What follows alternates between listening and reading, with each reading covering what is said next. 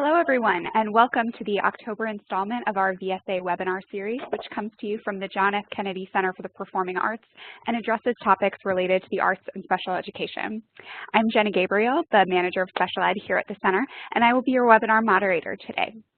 Today's webinar is part of our October Lightning Talk series, Voices from the Field, Transition and the Arts, and will be hosted by my colleague Emily Thiel. If you would like to view live stream captioning of this webinar, you can follow the link you see on this slide and in the chat box of the control panel located at the right side of your screen. Before we get going, let's take a brief moment and introduce you to the Cisco WebEx Event Center. Broadcast messages from the Kennedy Center team, such as the link for live stream captioning, appear in the chat box, which you can select from the control panel on the top right of your window. If you need to leave the webinar early, you leave it by clicking the X in the upper left corner. A recording of this webinar will be available afterwards, so you can catch up on any parts you miss. You can connect to the audio portion of the webinar through your telephone or through your computer's microphone and speakers. Select the option that works best for you. If you are using your telephone, please make sure you mute your computer speakers. You can submit comments, questions, or answers to questions using the Q&A option, which you can select from the top panel. Please note that this is different than the chat box and allows moderators to view your questions. Please make sure that your question is directed to all panelists. I will monitor the screen throughout the webinar. If you prefer to speak your input rather than typing it, please click on the Raise Your Hand icon, which can be found in your view on the Participants panel. I will touch base with you and unmute your microphone at the appropriate time. Much of today's presentation will be conducted over a screen share. If you would like to adjust your view by zooming in or zooming out, you may click on the magnifying glasses. You may also expand your view to a full screen. At the end of today's presentation, there will be an opportunity to ask questions about the material. Given the very limited time available to us, we respectfully ask that you avoid questions about individual students and focus questions instead on the broader implications of Emily's work.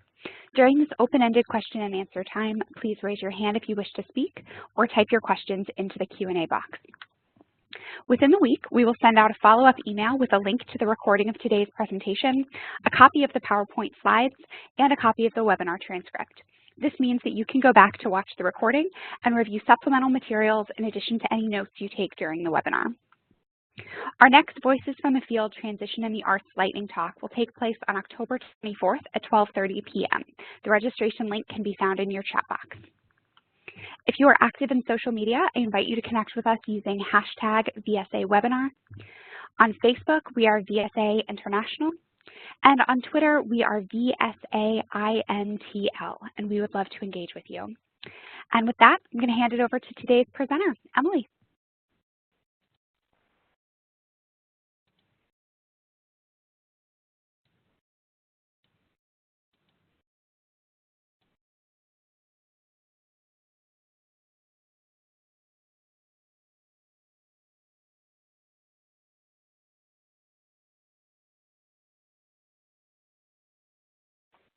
Thank you so much for joining this lightning talk, where today I'll discuss internships in arts organizations for people with intellectual disabilities, specifically the internship I oversee called the Experiential Education Initiative, commonly abbreviated as the EI, internship program at the Kennedy Center. There are three big takeaways that viewers should expect from this webinar. The first is addressing transition and workforce development for students with intellectual disabilities in the arts. The second is understanding what it means to have an intellectual disability and what's important to consider when drafting transitional support.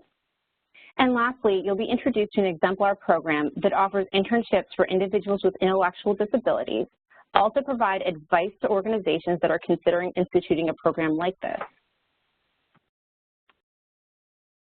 In the program I'll be discussing, we focus on intellectual disabilities. We have endowment language that makes the EEI internship exclusive to individuals with ID. But the reason this endowment language exists is because people with ID require more structured support in landing and maintaining their internship at the Kennedy Center than with other disabilities. With the proper specialized support, they're able to learn new tasks. Despite the people with intellectual disabilities are able to learn a variety of jobs, if they're employed, they're most commonly finding skilled labor, janitorial, or food service related jobs. There's a real gap in office-related work and work in the arts for individuals with intellectual disabilities that the Kennedy Center wanted to fill and inspire others to fill. Although it's worth mentioning that the majority of individuals with intellectual disabilities are hovering around 70% in unemployment rate. Of those that are employed, almost 88% are only employed part-time. And most importantly, while this population is skilled in many aspects, they are often seen as unemployable, especially compared to other disabilities. This means that often individuals with intellectual disabilities are turned down for governmental supports to gain meaningful employment since funding and staff is limited. In my role at the Kennedy Center, I coordinate the Experiential Education Initiative Internship Program, which was established in 2000 with the focus of removing barriers to careers in the arts for persons with intellectual disabilities. There are many areas that all interns can benefit from an internship, but in particular, my interns gain real-life work experience within an arts organization. They also continue their professional development through seminars with senior leaders. Interns also receive 2 free tickets to shows of their choosing so that they're able to continue to nourish their love of the arts. EEI interns are paid, which have 2 benefits. The first is that they're able to earn an income for the work they're completing. Payments also require that they're able to manage their own money, which may be the catalyst for EEI interns to set up their own bank accounts, which is the first step towards independence. And lastly, throughout the internship, interns produce materials which eventually go into their portfolio. That way, when they're leaving the internship, they're able to highlight their strengths, interests, and work history in order to gain competitive employment. The EEI internship went on a brief hiatus before it was relaunched in fall 2017. During this break, the EEI internship program revisited the original structure in order to ensure the program met the current needs of the DC metro community.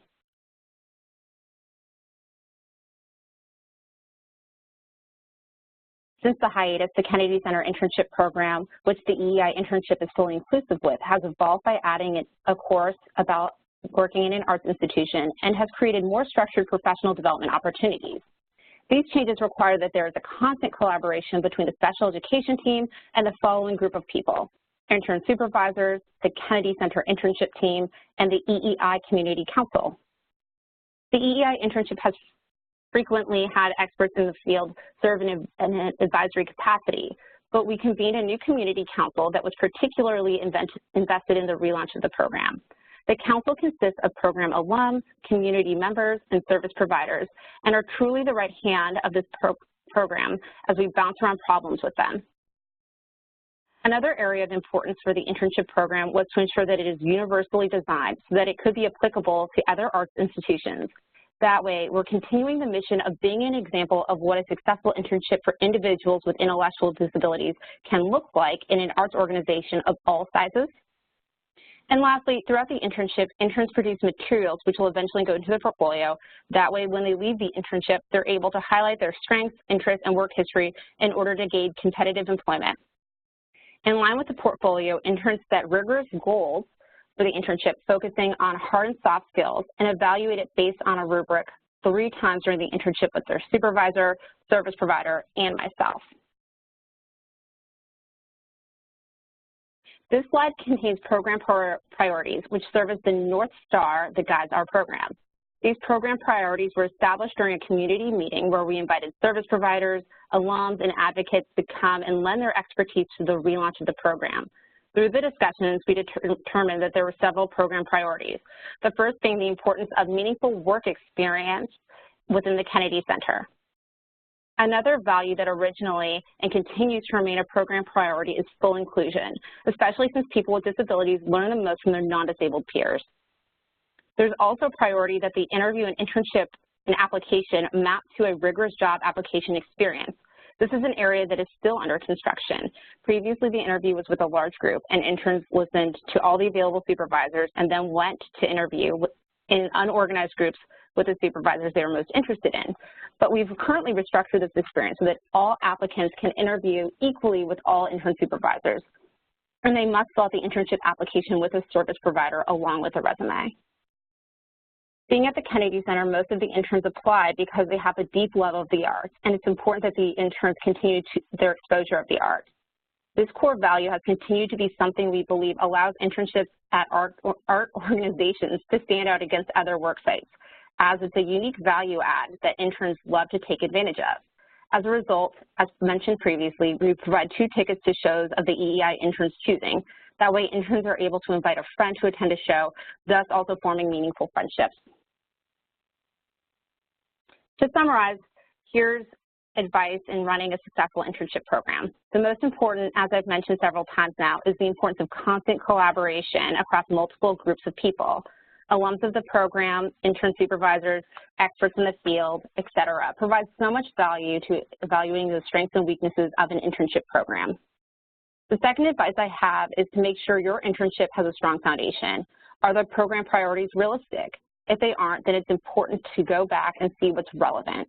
Everyone should accept that the foundation will change over time, but core aspects like your target demographic, the support you're able to provide, et cetera, are determined before an internship cohort begins.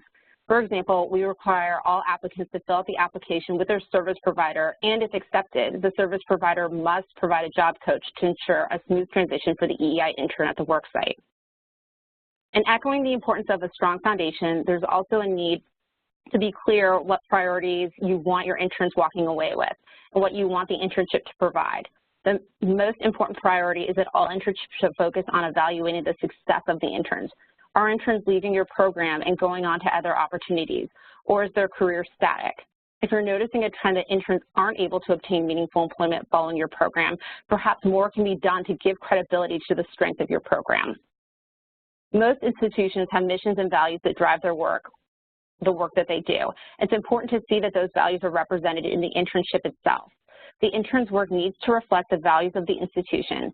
For example, the Kennedy Center considers excellence in the arts, inclusiveness, respect, and learning to be several of the core values that we hold near and dear. And you can see those values clearly represented throughout the internship. Especially when working with people with disabilities, we all tend to work in silos, and it's our responsibility to unite experts and service providers across institutions. I've spent a significant amount of time meeting with others that are providing services to people with disabilities, whether it's through internships, professional development, governmental supports, or civil rights lawyers. And by uniting these silos, we become stronger across DC. And when we think about the theme of constant collaboration, ultimately breaking down the silos is the only way we're going to be able to implement meaningful change and inclusive opportunities for people with disabilities.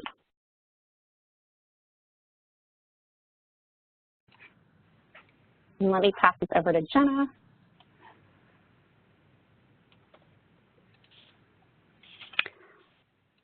All right, thank you, Emily. So we have now reached the question and answer portion of our webinar. So if you haven't already, now is the time to enter a question into the Q&A box or raise your hand. So let's go ahead and get started.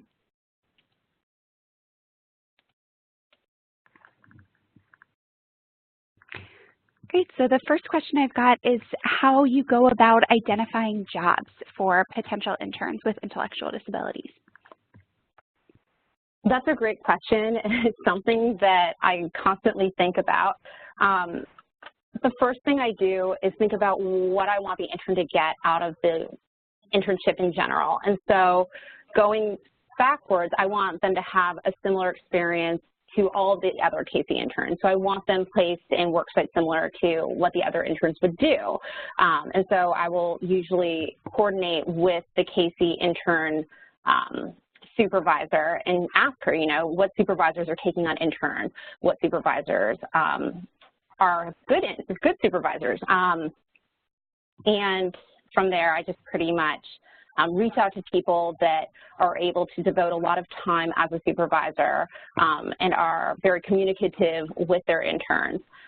But I also do reach out to the heads of departments of places where we haven't placed interns before. I think it's important to constantly let people know that the internship exists and that we have interns that are able to do the work that they're doing, and also offering opportunities to say, hey, you haven't taken an intern, but this is the value that an intern can provide, and just meet them for coffee. And people have been very receptive to that. Great. You started to touch actually on this next question as you finished up that answer. What are some tips that you have to advocate for more inclusive hiring practices, kind of thinking across an institution? Oftentimes I find that people want to support this program. I haven't run across anyone at the Kennedy Center that isn't pro-inclusive work environments. But oftentimes if there is hesitation, it tends to be that they do not think that they are uniquely qualified to take on an EEI intern.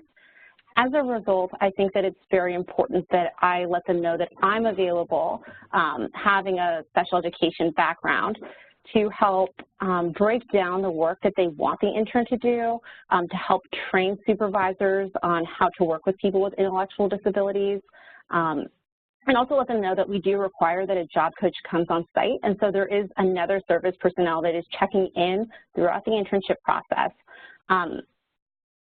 That tends to make people less nervous about a new experience of taking on an intern, and I'm happy to report that most of our supervisors actually become repeat supervisors. They have a really positive experience the first time, and then they become interested in just continuing to support this program. Great.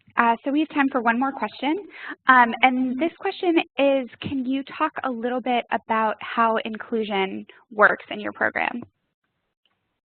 So our program is fully inclusive, which means that everything the Kennedy Center interns do, the KC interns being college students and recent graduates, what they do are my interns are also there, whether it's professional development opportunities, listening to senior leaders speak about what goes on within their department, workshops to create a strong portfolio, or KC class. I touched on this previously, but it's an arts management level course that's truly focused on figuring out what type of worker you are, how do you function within an arts organization. My interns are there. Inclusivity might range for different internships, so it might be partially inclusive, maybe interns only attend certain things as deemed appropriate, but for us, we truly believe that all the interns learn best from each other, and so we do as much to expose them to each other as equals. Great. So that concludes today's webinar. I'd like to ask you, our webinar participants, to please keep your window open following the webinar, and the survey will generate automatically on the screen. Your feedback is always appreciated. And finally, thank you for joining us. If you have questions or comments, you can contact Emily by email at ectheal@kennedy-center.org or by phone at 202-416-8742.